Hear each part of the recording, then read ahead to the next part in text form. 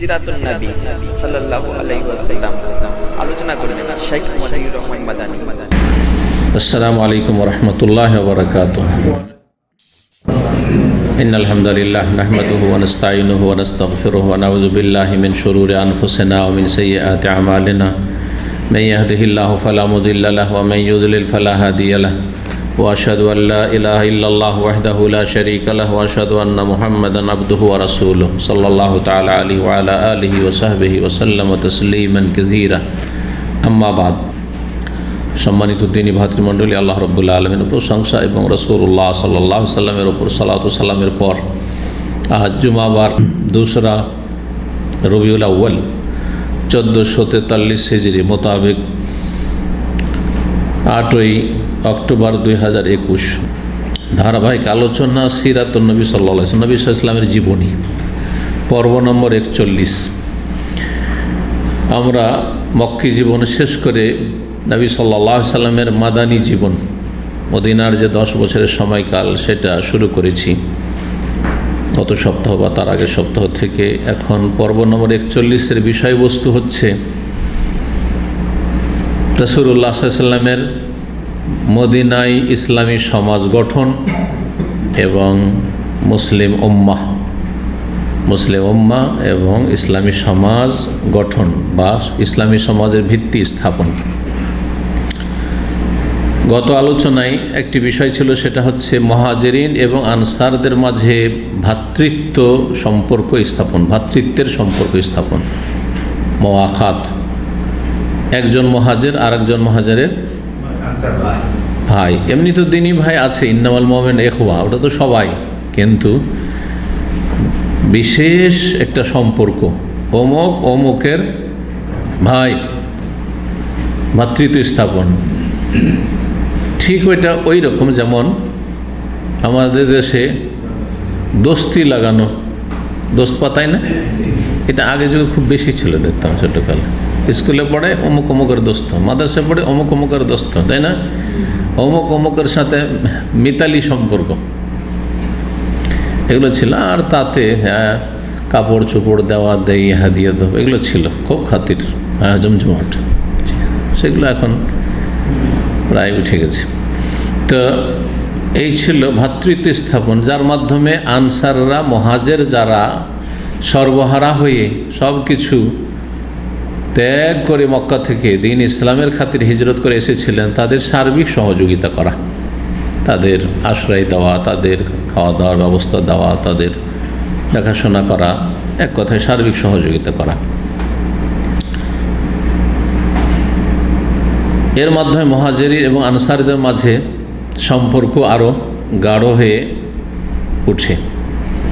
আর মুসলিমরা মদিনায় তারা একটি স্বতন্ত্র উম্মাত বা স্বতন্ত্র সমাজ, মুসলিম সমাজ, ইসলামী সমাজ হিসাবে চিহ্নিত হয়।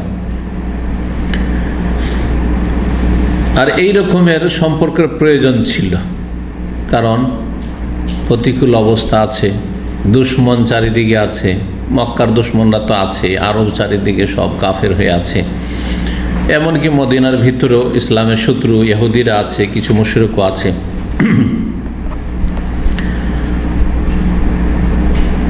এবং তার সাথে সাথে রাসূলুল্লাহ সাল্লাল্লাহু আলাইহি ওয়াসাল্লাম তাদেরকে পরস্পর সম্পর্কের গুরুত্ব এবং একের অপরের ওপর যে হক রয়েছে, অধিকার রয়েছে সামাজিকভাবে, এই বিষয়গুলি তাদেরকে শিক্ষা দিতেন। মদিনায় মুসলিম, মুহাজিরিন এবং আনসার, এই মুহাজির এবং আনসার এই উপাধিটি আল্লাহ রাব্বুল আলামিনের দেওয়া কোরআনে কারীমে। যারা মক্কা থেকে এসেছেন হিজরত করে, তাদের নাম হচ্ছে মুহাজিরিন, বহু বচন, এক বচন মুহাজির।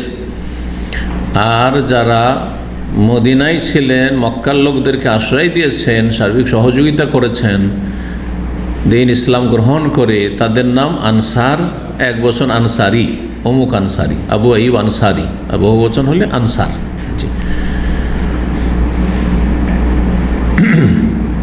মুসাবিকুন আল আউয়ালুন মিনাল মুহাজিরিন ওয়াল আনসার, কোরআনে কারীমে একাধিক আয়াতে মুহাজিরিন ও আনসারদের কথা রয়েছে। আল্লাহ রাব্বুল তাদের উপর সন্তুষ্ট হয়ে গেছেন, তার আল্লাহর নিয়ামত পেয়ে, আল্লাহর পক্ষ থেকে উত্তম প্রতিদান মহাপুরস্কার পেয়ে সন্তুষ্ট তারা হয়ে গেছে। এই বিষয়গুলি আল্লাহ রাব্বুল আলামিন তাদের কথা বর্ণনা করেছেন প্রশংসামূলক। তো মুসলিম সমাজ ছিল মুহাজির আনসার, তাদের ছাড়া আর দুটি দল মদিনায় বসবাস করত, যাদের আকীদা ছিল, আকীদা মানে ধর্মীয় বিশ্বাস ভিন্ন, তাদের ধর্ম ছিল ভিন্ন এবং তাদের চিন্তা চেতনা ছিল ভিন্ন, মুসলিমদের মতো নয়। আর তারা হচ্ছে একদল মুশরিক পৌত্তলিক, আর একদল হচ্ছে ইহুদ। জি, মুশরিক যারা মূর্তি পূজা করত, মক্কার কাফেরদের মতো। তারা ছিল আওস এবং খাজরাজ গোত্রের, যারা এখনও ইসলাম গ্রহণ করেনি। অধিকাংশরা ইসলাম গ্রহণ করে নিয়েছে ধীরে ধীরে, কিন্তু যারা ইসলাম গ্রহণ করেনি। আর এখান থেকে মাঝখানে কিছু ছিল যারা মুনাফিক, মানে বাহ্যিক তো ইসলাম গ্রহণ করেছিল কিন্তু অন্তরে তাদের ইসলামের প্রতি বিশ্বাস ছিল না, রাসূলুল্লাহ সাল্লাল্লাহু আলাইহি ওয়াসাল্লামের রিসালাতের প্রতি বিশ্বাস ছিল না, পরকালের প্রতি বিশ্বাস ছিল না, কোরআনে কারীমের প্রতি বিশ্বাস ছিল না। কিন্তু তারা দেখলো যে মদিনায় যদি দুনিয়ার লাভ হাসিল করতে হয় আর দুনিয়ার ঝুঁকি থেকে বাঁচতে হয়, তাহলে বাহ্যিক ইসলাম গ্রহণ করে না, ওটাই করলাম। কিন্তু আসলে অন্তরে ঈমান ছিল না। এদেরকে আল্লাহ কোরআনে ভাষায় কি বলেছেন? মুনাফিক বলেছেন। তো এখান থেকে একটা জিনিস আর জানা যায়, সেটা জেনে নেওয়া ভালো। কোরআন পড়ছেন, হয়তো প্রায় লোক কোরআন পড়ছেন, কিন্তু কোরআনে কারীমে কোন কোন জাতির কথা আল্লাহ আলোচনা করেছেন এই বিষয়গুলি হয়তো অনেকেই চিন্তা করেন না। সূরা বাকারার শুরু থেকে দেখবেন যে প্রথম যাদের কথা আল্লাহ আলোচনা করেছেন তারা হচ্ছেন মুমিন মুত্তাকি। যালিকাল কিতাবু লা রাইবা ফিহি হুদাল লিল মুত্তাকিন। আল্লাহ ভীরু মুমিন, আল্লাযীনা ইউমিনুনা বিল গায়ব, তারা ঈমানদার। তাহলে মুমিন মুসলিম একদম। তাদের কথা বললাম মুহাজিরিন আনসার, তারা প্রথম। জি, আর তারপর উম্মতে মুসলিমা পুরোটাই যুগে যুগে। আর আরেক দল যাদের কথা আলোচনা করেছেন তারপরে, হ্যাঁ, আল্লাহ কাফেরদের কথা আলোচনা করেছেন। জি, ইন্নাল্লাযীনা কাফারু সাওয়াউন আলাইহিম আনজারতাহুম লাম তুনজিরহুম লা ইউমিনুন। কাফের, এই কাফেররা দুই ভাগে বিভক্ত। একদল কাফের হচ্ছে যারা মুশরিক কাফের, পৌত্তলিক, প্রতিমা পূজারী। মক্কার মুশরিকেরা, আরবের অন্যান্য প্রায় গোত্রগুলি সব মুশরিক ছিল, প্রতিমা পূজারী। আর আরেক দল হচ্ছে আহলে কিতাব, ইহুদি এবং খ্রিস্টান, ইহুদ নাসারা, যাদের তিনটি গোত্র বা বংশ মদিনা বসবাস করত কোরআন নাযিল হওয়ার জামানায়। আর আরেকটি দলের কথা আল্লাহ রাব্বুল আলামিন আলোচনা করেন সূরা বাকারার শুরুতেই, যাদের ক্ষেত্রে ওখানে বেশ অনেকগুলি আয়াত নিয়ে এসেছেন তুলনামূলক।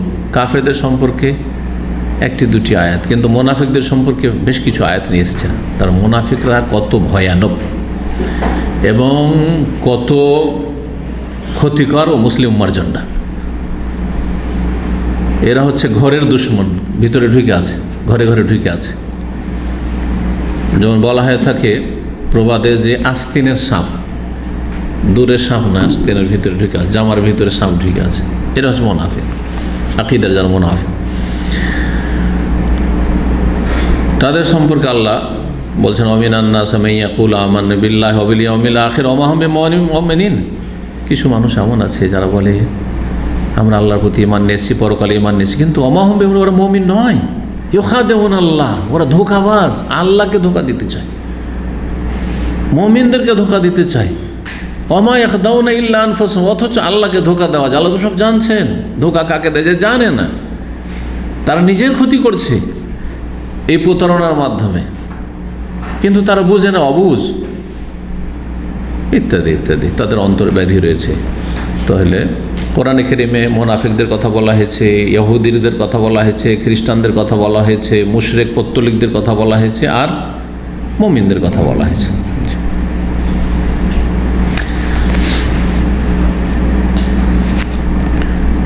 তো মদিনায় মুসলিমদের ছাড়া বসবাস করত মুশরিক এবং ইহুদিরা। নবী করিম সাল্লাল্লাহু আলাইহি সাল্লাম একটি চুক্তি সম্পাদন করলেন মুসলিমদের মাঝে, যে মুসলিমরা পরস্পর সহযোগী হবে, এক মুসলিম আর এক মুসলিমের সার্বিক সহযোগিতা করবে।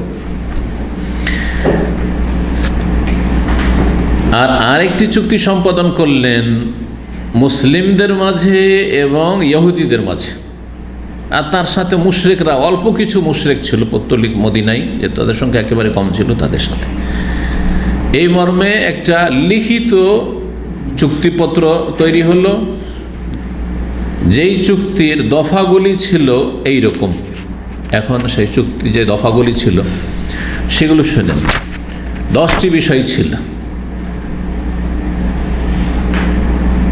প্রথম বিষয় ছিল আন্নাল মুমিন ওয়াল মুসলিমিনা মিন কুরাইশ ওয়া ইয়াসরিব ওয়া মান তাবিআহুম ফালাহিকা বিহিম ওয়া জাহাদা মাহুম আন্নাহুম উম্মাতুন ওয়াহিদা মিন দুনিন নাস। মুসলিমদের মাঝে যে চুক্তি সম্পাদন হলো, যে মুমিন মুসলিম যারা, সেগুলো কুরাইশ বংশের হোক মক্কার, অথবা ইয়াসরিব মদিনার প্রাচীন নাম, জাহিলিয়াতের যুগের নাম ছিল ইয়াসরিব, মদিনার লোক হোক, আনসারিরা হোক, এবং তাদের যারা অনুসারী অন্য অন্য জায়গা থেকে ইসলাম গ্রহণ করে চলে এসেছে, মক্কারও না মদিনার না, কিন্তু অন্য জায়গা থেকে ইসলাম গ্রহণ করে মদিনায় চলে এসেছে, এবং তাদের সাথে তারা জিহাদ করে থাকে। আন্নাহুম উম্মাতুন ওয়াহিদা মিন দুনিন নাস, অন্যদের ছাড়া এরা হচ্ছে সবগুলি একটি উম্মাত। নবী সাল্লাল্লাহু আলাইহি ওয়াসাল্লাম এই চুক্তি সম্পাদন করলেন যে কে কোথাকার এটা দেখার বিষয় না, মুসলিম জাতি যেখানকারই হোক না কেন, মুহাজির হোক, আনসার হোক, মক্কা থেকে আসুক, মদিনার লোক হোক, মদিনার বাইরের, মক্কার বাইরে যেখান থেকে আসুক না কেন, বেলাল হাবাসি আফ্রিকান, হ্যাঁ, তারপরে সোহাইব রুমি ইউরোপের, সালমান ফার্সি ইরান ইরাকের, যেখানকারই হোক না কেন, উম্মাত ওয়াহিদ, একটি উম্মাত, একটি উম্মাত।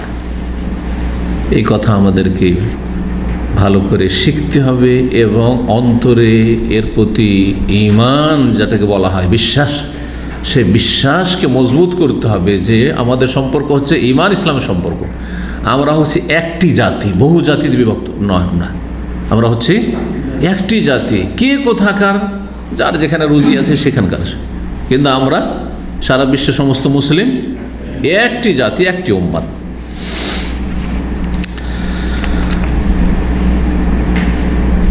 কারণ মানুষ বিশ্বাস অনুযায়ী কাজ করে। যখন আপনি একটা মুসলিমকে মুসলিম হিসেবে ভাই মনে করবেন, তখন তার সুখে দুঃখে শরিক হবেন।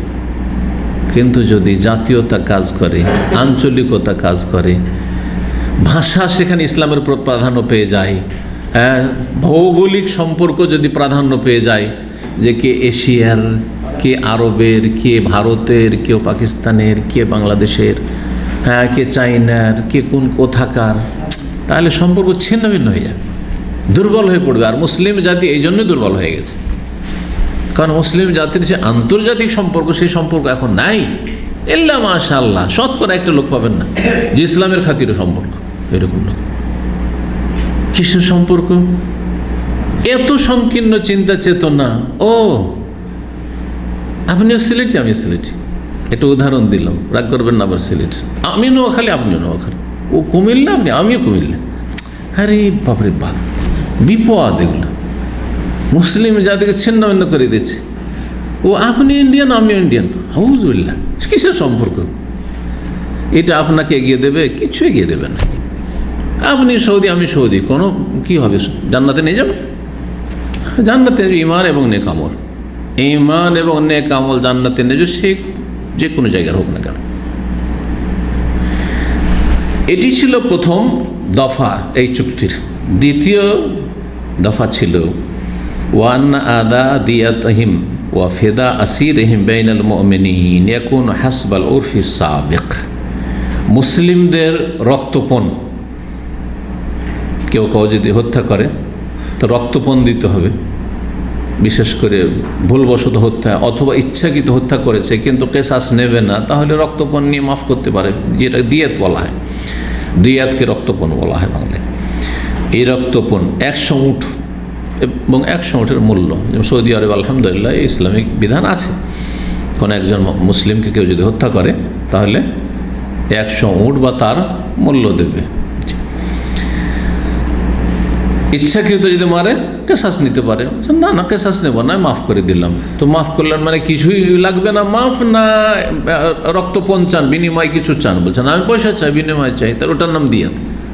আর যখন আমি পয়সাও নেব না, মাফ করে দেয়, আমার আত্মীয় হত্যা করেছে, মাফ করে দিলাম, তো একবারে মাফ। দিয়াত এবং বন্দীদের মুক্তিপণ, ফিদিয়া। কাফের হাতে মুসলিম বন্দী হয়েছে, এ মুসলিমকে ছাড়াতে হবে, এটাও মুসলিম উম্মতের দায়িত্ব যে আমার মুসলিম ভাই বোন কোথাও বন্দী থাকবে কাফেরদের ঘরে, আর আমরা নাকে তেল দিয়ে ঘুমাবো, যার যতটা ক্ষমতা রয়েছে। আর এই ধরনের ক্ষমতাগুলি হচ্ছে রাষ্ট্রীয় ক্ষমতা, আসলে তাদের উপর প্রথম ফরজ।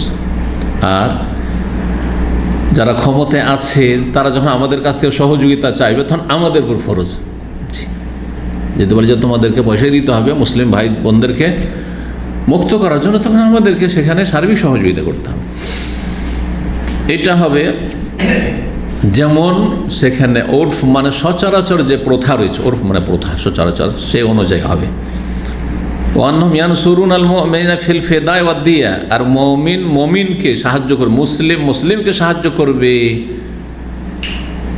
বন্দি মুক্ত করার জন্য এবং রক্তপণ দেওয়ার জন্য। 3 নম্বর দফা ছিল ওয়ান্নাহুম ইয়াকুমুনা দিদ্দাল মুফসিদ ওয়াল বাগি ওয়াল জালিম কায়াদিন ওয়াহিদা। মুসলিমরা সকলে, যারা বিশৃঙ্খলা সৃষ্টিকারী, যারা বিদ্রোহী, যারা জালেম, তাদের বিরুদ্ধে একটি হাতের মতো কাজ করবে, মানে এক হয়ে কাজ করবে সবাই। আমরা যে জালেম, অন্যায়কারী, বিশৃঙ্খলা সৃষ্টিকারী, বিদ্রোহীকারী, যে মুসলিম উম্মার ক্ষতি সাধন করতে চায়, তাদের বিরুদ্ধে ফাটল ধরাতে দেওয়া যাবে না মুসলিম উম্মায়।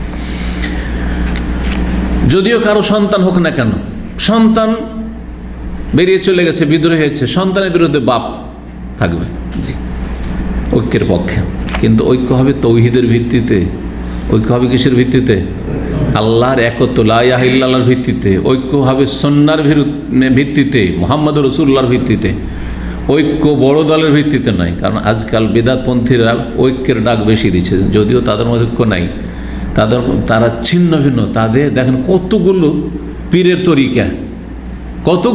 তরিকা ভারত, বাংলাদেশ, পাকিস্তানে, আর সবগুলি দাবি করেছে আমরা সবাই হানাফি। তো সবাই হানাফি হলেন, আবু হানিফা রাহমাতুল্লাহ আলাইহির যে মোকাল্লেদ হলেন, তো আবার এতগুলি তরিকা কেন? কেউ চিস্তিয়া তরিকার, তো কেউ হচ্ছে চরমনাই তরিকার, কেউ হচ্ছে জনপুরি তরিকার, কেউ হচ্ছে আটরসি তরিকা, এত তরিকা কেন? সবাই তো আমরা নিজেদের হানাফি বলছেন। তাহলে বোঝা গেল যে এই দিয়ে কখন ঐক্য হয়নি আর হবে না, এসব মিছা কথা বলে মানুষকে ধোঁকা দেওয়া। ঐক্যের ডাক দিতে হবে তৌহিদ ভিত্তিক, সুন্নাহ ভিত্তিক, লা ইলাহা ইল্লাল্লাহ মুহাম্মাদুর রাসূলুল্লাহ, এর উপর ভিত্তি করে। শিরক বিদআতের বিরুদ্ধে, কোরআন সুন্নাহর দলিলের ওপর। কারণ কোরআন সুন্নাহর দলিলের ওপর সবাই আসতে পারবে, কারণ সবাই আমরা মানি যে মুহাম্মদ সাল্লাল্লাহু আলাইহি ওয়াসাল্লাম আল্লাহর রাসূল, মাবুদ আমাদের আল্লাহ। কিন্তু যদি সবাই শাফিঈ হও, অসম্ভব। সবাই চিস্তিয়া তরিকা চলে এসো, সবাই নকশবন্দিয়া তরিকা চলে এসো, সবাই কাদেরি তরিকা চলে আসো, সবাই চরমনাই হয়ে যাও, অসম্ভব, তাই না? এই জন্য কোনো দিন এইভাবে ঐক্য হয় না। 4 নম্বর দফা ছিল ওয়ান্নাহু লা ইউক্তালু মুমিনুন মুমিনান বিকাফির।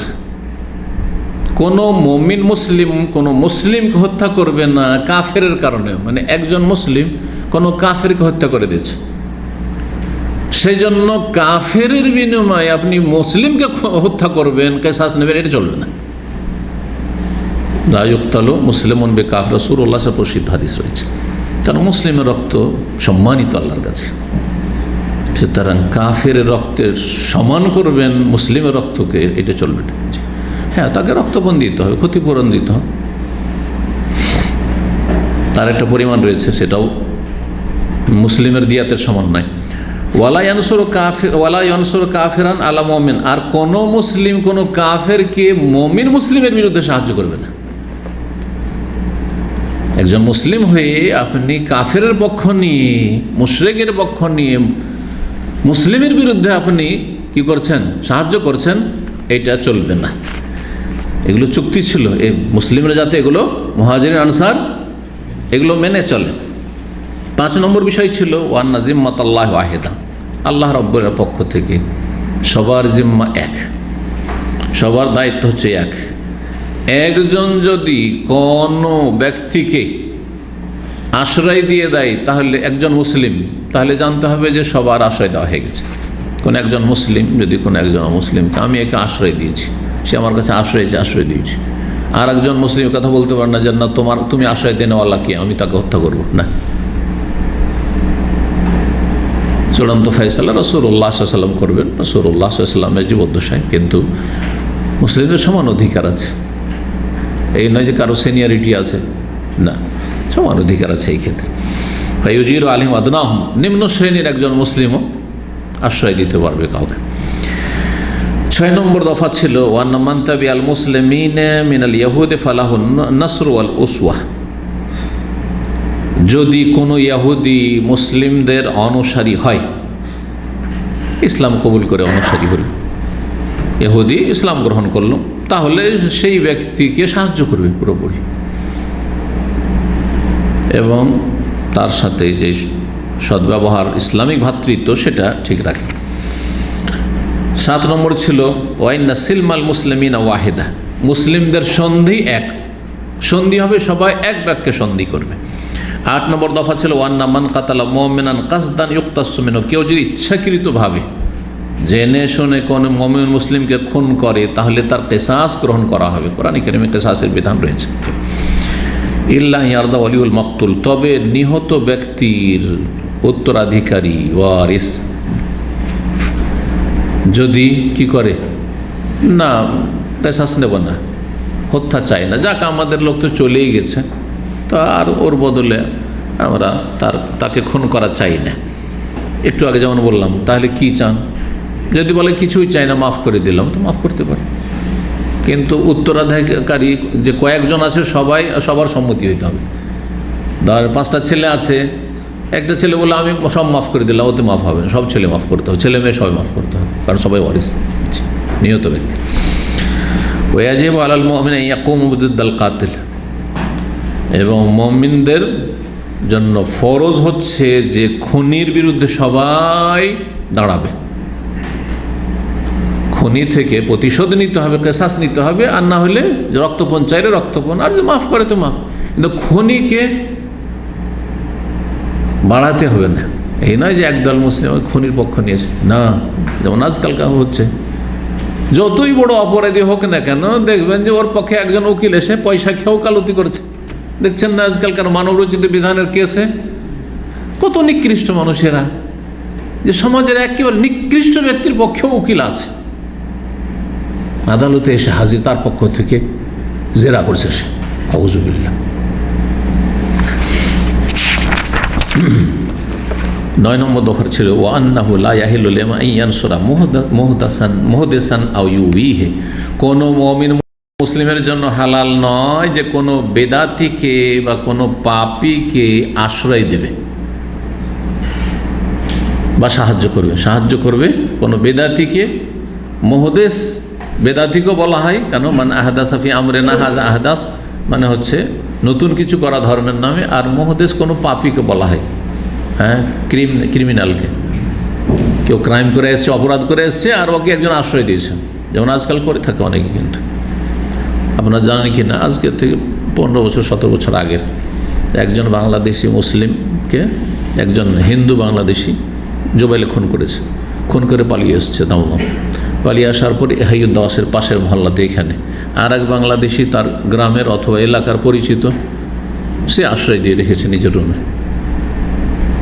মুসলিম ওই হিন্দুকে আশ্রয় দিয়ে রেখেছে, হিন্দু খুনিকে।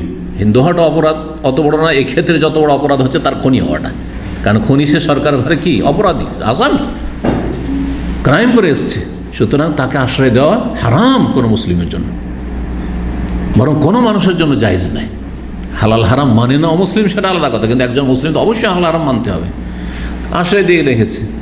আর সৌদি আরব প্রশান্ত তল্লাশি তো জানেন আলহামদুলিল্লাহ, এইখানে কোনো ব্যক্তি অপরাধ করে বাঁচতে পারে না, কিন্তু এই ধরনের বড় অপরাধ করে খুন করে এখন পর্যন্ত জানি না যে খুন করার পরে ধরা খেলো না, এমনটা হয় না, ধরা পড়ে যায়। একটাকে সে খুন করেছে তবুকে, একজন মহিলাকে, আমি সেই কেসটা অনুবাদ করেছি, একজন পাকিস্তানি তাবুকে খুন করেছে। খুন করার পরে পালিয়ে মক্কা গেছে, মদিনা গেছে, উমরা করেছে, রাতের অন্ধকারে খুন করেছে বাড়িতে অলংকার চুরি করার জন্য। সেখান থেকে সে শান্তিতে থাকতে পারেনি, খুন করার পরে গলা টিপে খুন করেছিল। তারপরে দাম্মামে এসছে, দাম্মামে আসার পরে খাজদান রোডে যে এক সময় দাঁড়িয়ে দাঁড়িয়ে লোকেরা দৈনিক কাজ খুঁজতো, দেখতেন না, শত শত লোক ওই আপনার এই খাজদান রোডে দাঁড়িয়ে থাকতো, এইখানে দীর্ঘদিন কাজ করেছে। সুবহানাল্লাহ, কীভাবে যে গোয়েন্দা পুলিশ এখানে তদন্ত করেছে। আসার পরে এখানে ওই সিমেন্টের গাড়িগুলো ভর্তি করা হয়, লোডিং আনলোডিংয়ের কাজগুলো এখানে হয়। তো এখান থেকে উঠিয়ে নিয়ে গেছে তাকে, এখান থেকে উঠিয়ে নিয়ে গেছে। তার ফিঙ্গারপ্রিন্ট ওখানে যে ঢুকেছে বাড়িতে, সব কিছু নিয়ে তলাশ করতে করতে করতে কীভাবে পৌঁছে গেছে।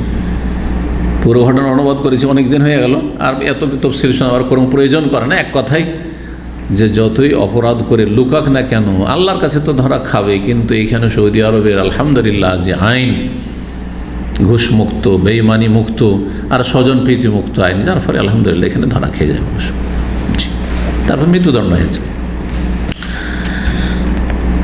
তো কোনো অপরাধীকে আশ্রয় দেওয়া যায় না, এর কোনো বেদাতিকে মুহাদ্দিস কোনো বেদাতিকে আশ্রয় দেওয়া যায় নাই। আর এই রোগ অনেক বেশি আমাদের সমাজে। আপনি কোরআন এবং হাদিস বুঝছেন, সেই আকীদা বুঝেছেন, তারপরেও দেশে মিলাদি মোল্লা আসছে, আপনার বাপ সম্মান করে, সেই জন্য আপনি সম্মান করে ওকে আদর যত্নে খাওয়াচ্ছেন। আপনি মিলাদি মোল্লাকে, কিয়ামি মোল্লাকে, বেরেলিবি আকীদার লোককে, সুফিকে, পীরকে আশ্রয়, পীর গ্রামে আসছে, ওকে আশ্রয় দিয়েছেন, খাওয়াচ্ছেন। আসেন হুজুর আমাদের বাড়ি খাওয়া দাওয়া করেন, আরাম কাজটা বেদাতিকে আশ্রয় দেওয়া। রানাল্লাহু মান আওয়া মুহদিসান, নবী সাল্লাল্লাহু আলাইহি ওয়াসাল্লাম বলছেন আল্লাহ লানত রয়েছে এমন ব্যক্তির ওপর যেই ব্যক্তি বেদাতিকে আশ্রয় দেয়। বেদাতিকে কিসের সম্মান করা? সম্মান করলে অন্যরা ধোঁকা খাবে না? মানে আমি যদি বেদাতিকে ধরেন দাওয়াত খাওয়াই, তো আমার এলাকার বা যেই জানবে এখানে যদি জানতে পারেন যে বেদাতি শাইখের বাড়িতে দাওয়াত খায়, তাহলে আপনার সব ধোঁকা খাই যাবেন। তার মানে সবাই ঠিক আছে, লাকুম দিনুকুম ওয়ালিয়া দিন, ওরটাও ঠিক এটাও ঠিক, ধোঁকা খাবে না। ওর কাছ থেকেও তখন গোমরাহ দিন নেওয়া শুরু করবে, গোমরাহি শিকার হয়ে যাবে মানুষ। যার ফলে বেদাতিকে কি করতে হবে? সমাজ থেকে উৎখাত করতে হলে কোণঠাসা করতে হবে, যেটা ভাষা সমাজ থেকে সরাবার চেষ্টা করতে হবে, যাতে করে গ্রামে আশ্রয় না পায়, বাড়িতে আশ্রয় না পায়, আমার ভিটে মাটিতে উঠতে না পারে।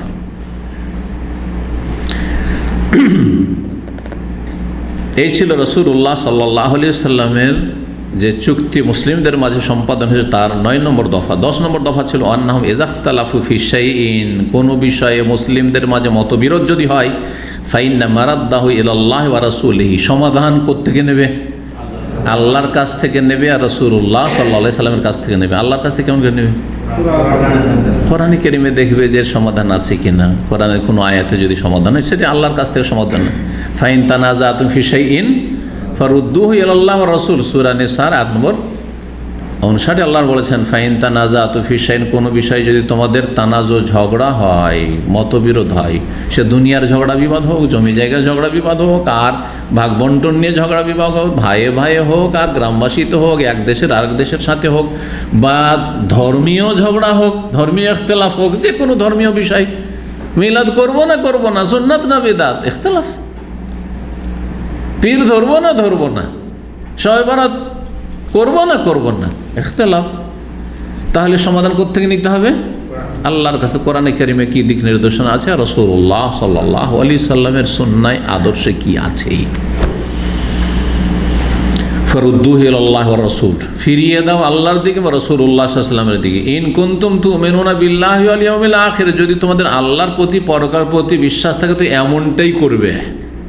নিজেরা খেয়াল খুশি তোমরা জাস্টিফাই করবে না, খেয়াল খুশি তোমরা বিচার সালিস করবে না। কোত্থেকে সমাধান নেবে? আল্লাহর কাছ থেকে, রাসূলুল্লাহ সাল্লাল্লাহু আলাইহি ওয়াসাল্লামের কাছ থেকে। সমাধান শেষ।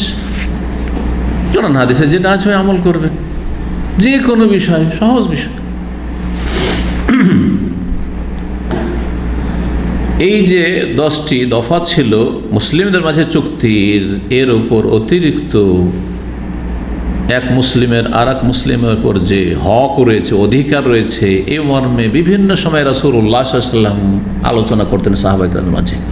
যেমন ওই হাদিসগুলি, যে হাদিসগুলিতে আছে লিল মুসলিমে আলাল মুসলিমে সিত্তুম বিল মারুফ, বা হাক্কুল মুসলিমে আলাল মুসলিমে খামসুন, এক মুসলিমের আর এক মুসলিমের ওপর কোনো হাদিস আছে 5টি হক, কোনো হাদিস আছে 6টি।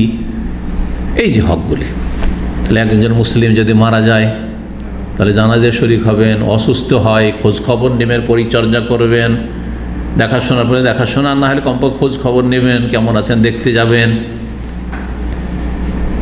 সালাম দিলে, এইভাবে হাঁচি পড়লে হাঁচির জবাব দিবেন, ইত্যাদি ইত্যাদি।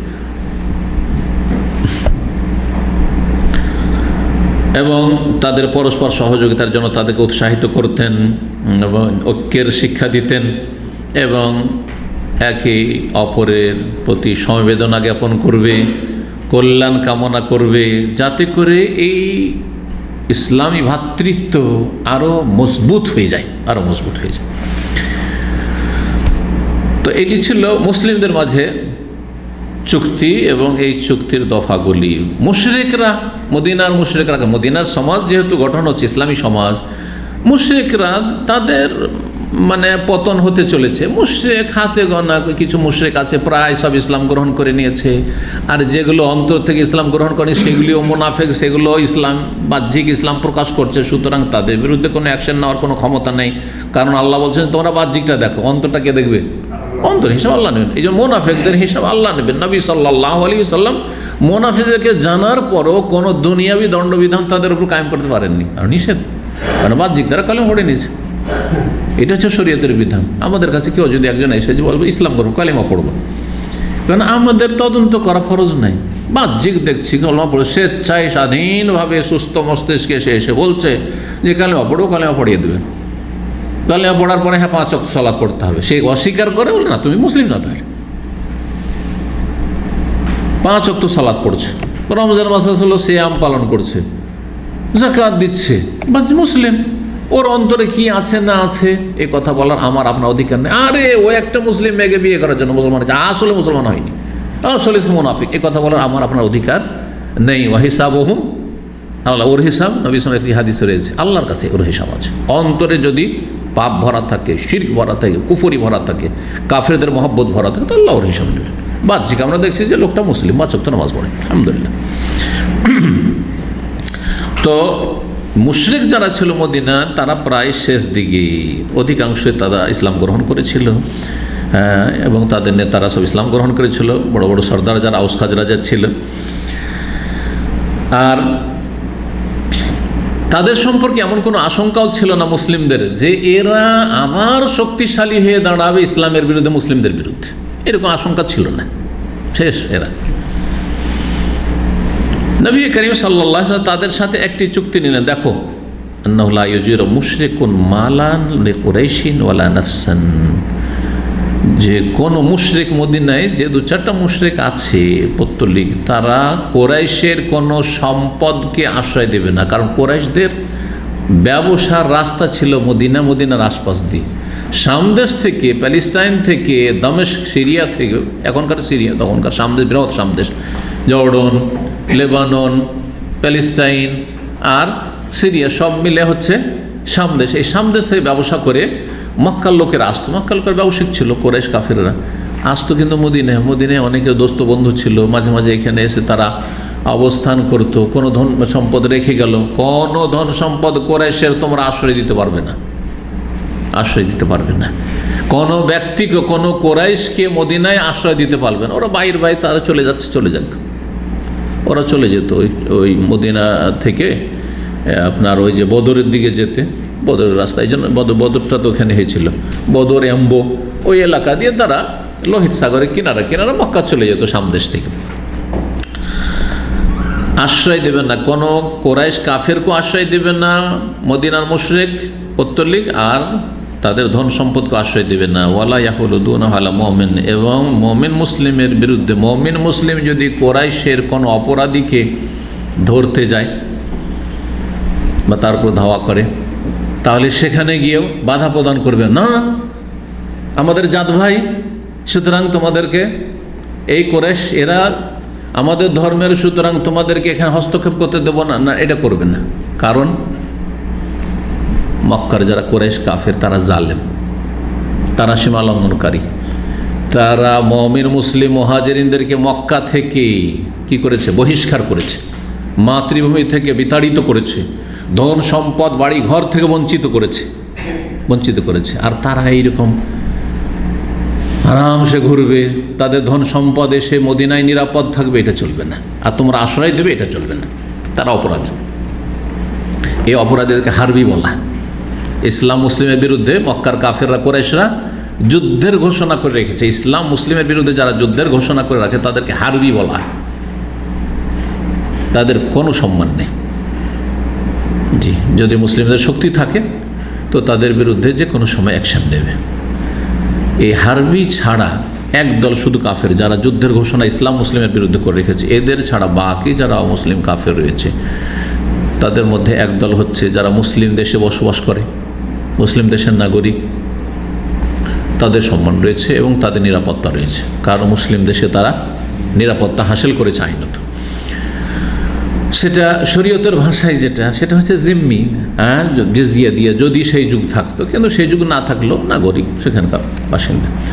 অথবা তারা হচ্ছে কি মুআহাদ, তাদের সাথে চুক্তি সম্পাদন করা আছে। তারা অন্য দেশে বাস করে কিন্তু তাদের সাথে আন্তর্জাতিক কি আছে বা রাষ্ট্রীয় চুক্তি, কূটনৈতিক চুক্তি রয়েছে। আছে না, এক দেশের আরেক দেশ আছে, মুসলিম দেশের অমুসলিম দেশের সাথে কূটনৈতিক সম্পর্ক রয়েছে।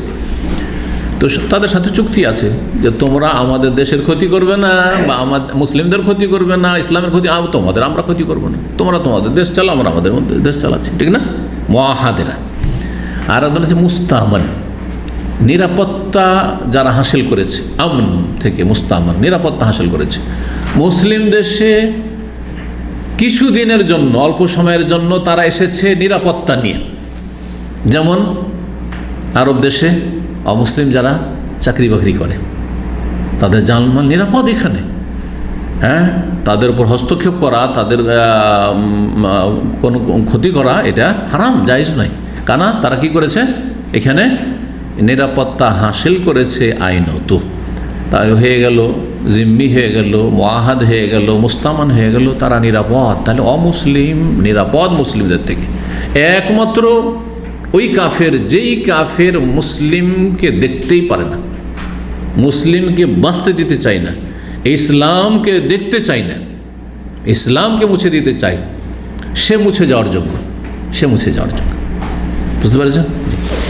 তো মক্কার লোকেরা কি ছিল সেই সময়? হারবি ছিল। কারণ ইসলাম মুছে দেওয়ার জন্য বদ্ধপরিকর। তারা মুসলিম থাকতে দেব না।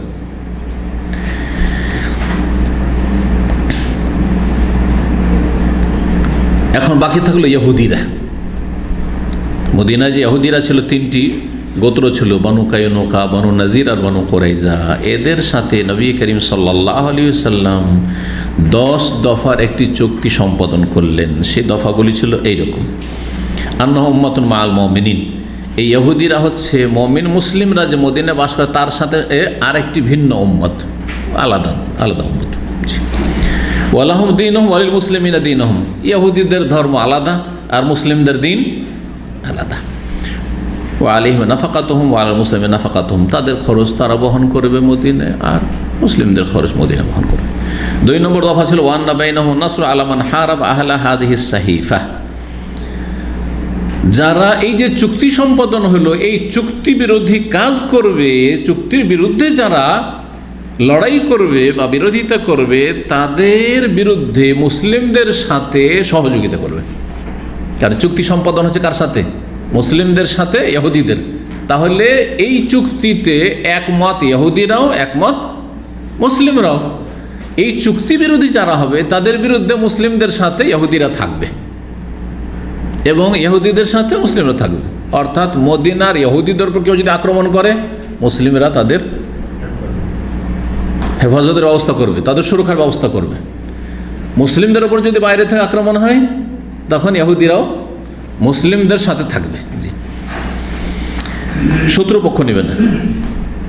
ওয়ালা মান দাহামা ইয়াসরিব, কুল্লুন ইউদাফি আন জিহাতিহি, মদিনার ওপর কেউ যদি আক্রমণ করে তো প্রত্যেকে আপন আপন জায়গা থেকে ইহুদি মুসলিম সবাই ডিফেন্সের কাজ, প্রতিরক্ষার কাজ করবে।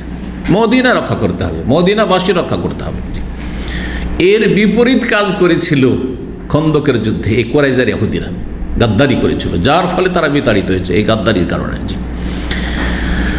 তাদের চুক্তি তারা ভঙ্গ করেছে। 3 নম্বর দফা ছিল ওয়ান্না বাইনাহুম নুসহু ওয়ান নাসিহাতু ওয়াল বিররু দুনাল ইসম, আপোষে তারা হিতাকাঙ্ক্ষী হবে এবং একে অপরকে উপদেশ দেবে, ভালো কাজে সহযোগিতা করবে, গুনাহের কাজে, পাপের কাজে না। ইহুদিদের সাথে ভালো কাজে পরস্পর সহযোগিতা থাক মুসলিমদের, কিন্তু পাপের কাজে নাই। 4 নম্বর হচ্ছে ওয়ান আলমার আল্লাহ ইউখাযু বিইসমে হালিফিহি, কোনো মানুষকে পকড়াও করা যাবে না তার মিত্রর অপরাধের কারণে। যে অপরাধী তাকে ধরতে হবে। অপরাধীর আত্মীয় স্বজন কি দোষ করলো? যেমন আজকাল মানবরচিত বিধানে জালেমরা জুলুম করে থাকে। অপরাধ করেছে ভাই, আর বোনকে উঠিয়ে নিয়ে চলে গেল, বোনের হয়রানি শুরু করলো। এক ভাই অপরাধী আর এক ভাইকে উঠিয়ে নিয়ে চলে গেল, গোটা বংশের উপর কেস দিয়ে দিল, করছে না? আরে আমাদের দেশে বিবাহ বিচ্ছেদের সমস্যাগুলি হয়, আরে সমস্যা হচ্ছে ওই ছেলের উপর কেস করো, ওর বাপের উপর কেস করছে, ওর মায়ের উপর কেস করছে, ওর বোনগুলির উপর কেস করেছে। এগুলো কী করলো? বলা তাজেরা ওয়াজারা তো ইজরা ওখরা, কেউ কারো বোঝা উঠাবে না। তারা যদি কোনো অপরাধে শরীক না হয়ে থাকে তো এমনিতে তাদের গোটা বংশকে আপনি কেস ঠুকিয়ে দেবেন, হারাম এটা। এবং এই কেস নিয়ে নেওয়া প্রশাসন, এটাও হারাম। এরা কী অপরাধ করেছে? প্রমাণ করে যে এরা কী অপরাধ করেছে। কিন্তু আবার মিথ্যা কেসও তো সাজাতে পারে আমাদের দেশে, আর কেস সাজাবার জন্য তো উকিলগুলো বসে আছে। এই হারাম রুজি খেয়ে যাচ্ছে অধিকাংশ। 5 নম্বর দফা ছিল আন্নান নাসরা লিল মজলুম, নির্যাতিতের সাহায্য করব সবাই। যার জুলম হবে, যে অত্যাচারিত, তার সাহায্য মুসলিমরাও করবে আর ইহুদিরাও করবে, মদিনাবাসী এক হয়ে করবে। 6 নম্বর দফা ছিল আন্নাল ইয়াহুদ ইউনফিকুনা মাআল মুমিনিনা মাদামু মুহারিবিন বা মুহারিবিন, ইহুদিরা মুমিনদের সাথে খরচ খরচা করবে বা আর্থিক ক্ষেত্রে শরিক থাকবে যতক্ষণ পর্যন্ত যারা মুহারিব, যারা ইসলামদ্রোহী তারা রয়েছে তাদের বিরুদ্ধে। অর্থাৎ যদি মদিনা মুসলিমদের ওপর কেউ এইরকম করে যে ইসলাম মুসলিমকে মুছে দেব, তাহলে ইহুদিরাও মুমিন মুসলিমদের সাথে আর্থিকভাবে শেয়ার করবে। 7 নম্বর দফা ছিল ওয়ান্না ইয়াসরিব হারামুন লি আহলি হাযিহিস সাহিফা, এই মদিনা হচ্ছে সম্মানিত, মদিনা শহর হচ্ছে সম্মানিত। এই চুক্তিপত্রে যারা একমত হয়েছে তাদের জন্য মদিনায় কোনো রকমের ক্রাইম করবে না, অপরাধ করবে, মদিনার বিরুদ্ধে কোনো কাজ করবে না, অথচ মদিনায় বাস করছো তুমি। আর এই আইনগুলি আজকে এই আধুনিক যুগে দেশে আইনগুলি রয়েছে, অথচ 1400 বছর আগে রাসূলুল্লাহ সাল্লাল্লাহু আলাইহি ওয়াসাল্লাম করেছেন।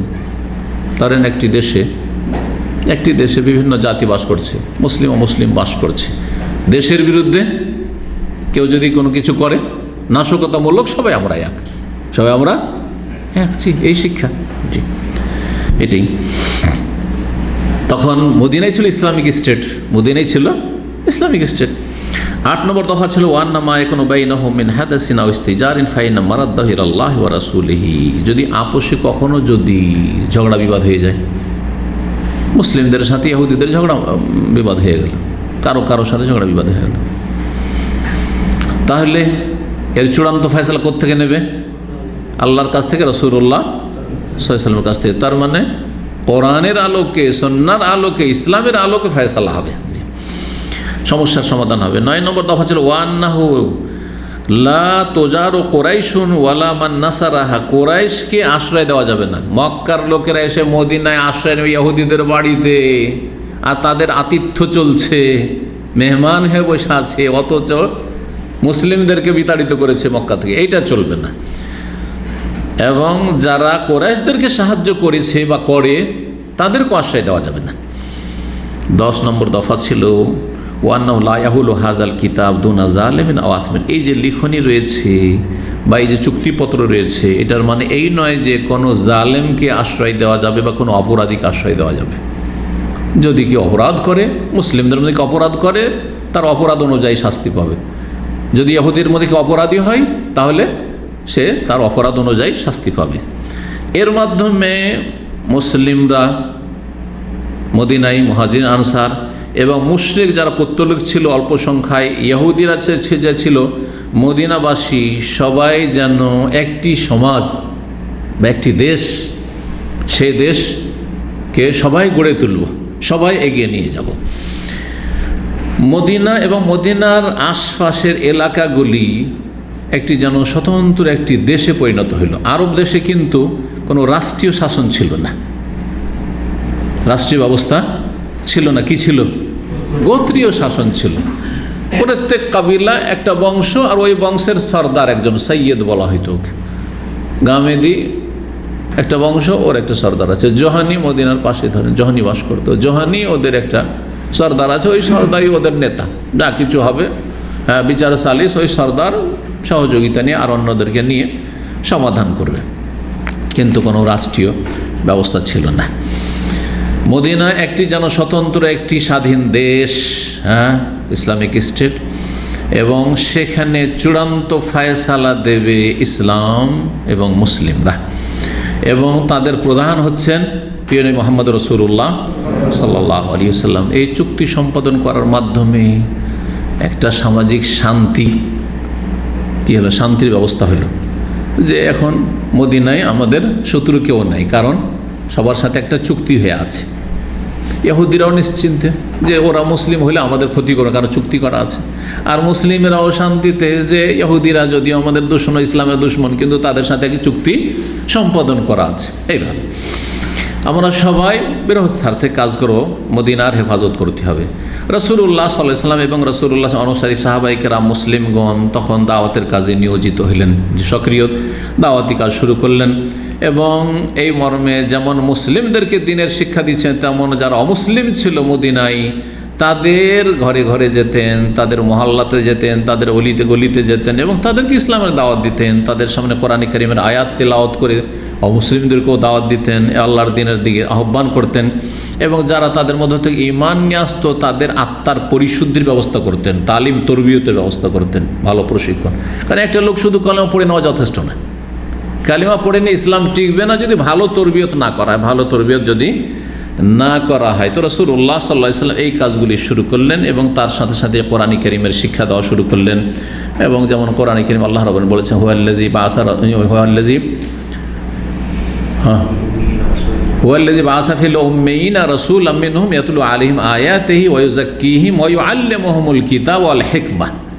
আল্লাহ সেই সত্তা যিনি তার রাসূলকে প্রেরণ করলেন ফিল উম্মিয়িন, এমন এক জাতির মাঝে যারা অধিকাংশ নিরক্ষর ছিল, তাদের অক্ষরের জ্ঞান আলিফ বা তাসাই পড়া জানতো না, হাতে গোনা কয়েকজন লিখতে পড়তে জানতো।